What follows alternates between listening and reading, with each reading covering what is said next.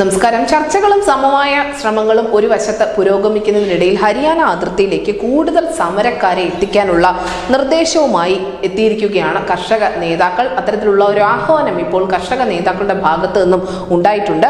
ഒരു ഗ്രാമത്തിൽ നിന്നും 2 ട്രാക്ടർ ട്രോളികൾ സഹിതം 100 പേരെ ഹരിയാന അതിർത്തിയിലേക്ക് അയക്കാനാണ് കർഷക നേതാക്കൾ 12,500 ഗ്രാമങ്ങളോട് നിലവിൽ ആവശ്യപ്പെട്ടിരിക്കുന്നത്.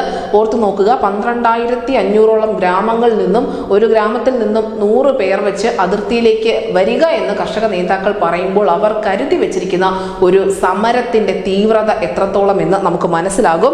ഭാരതീയ Kisan Union Sindhupur Punjab general secretary Kaka Singh കോട്രയാണ് video സന്ദേശത്തിലൂടെ ഈ ഒരു ആഹ്വാനം നടത്തിയിരിക്കുന്നത്.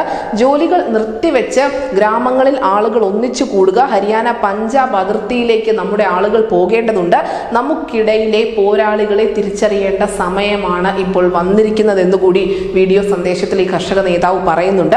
ചർച്ചയ്ക്ക് വരുന്ന മന്ത്രിമാർ തങ്ങൾ ഉന്നയിക്കുന്ന വിഷയങ്ങളിൽ എന്തെങ്കിലും പരിഹാരമുണ്ടെങ്കിൽ മാത്രം ആ ചർച്ചയുമായി മുന്നോട്ട് വന്നാൽ മതി എന്നുകൂടി പറയുന്നുണ്ട്. എന്തായാലും ചർച്ച കഴിഞ്ഞ് ഇതൊരു സമവായത്തിൽ എത്തിയില്ല എങ്കിൽ തീർച്ചയായും മുന്നോട്ട് നീങ്ങാൻ തന്നെയാണ് കർഷകരുടെ തീരുമാനം. കേന്ദ്ര സർക്കാരിന്റെ നിലപാടനുസരിച്ച് തന്നെയായിരിക്കും തങ്ങളുടെ മുന്നോട്ടുള്ള യാത്ര എന്നുകൂടി കർഷകർ വ്യക്തമാക്കുന്നുണ്ട്. എന്തായാലും വലിയ രീതിയിലുള്ള ഒരു നിർദ്ദേശം ഗ്രാമത്തലവന്മാർക്ക് കർഷക നേതാക്കൾ നൽകിയിരിക്കുന്നു. 12,500 ഗ്രാമങ്ങൾക്കാണ് ഈ നിർദ്ദേശം നൽകിയിരിക്കുന്നത്.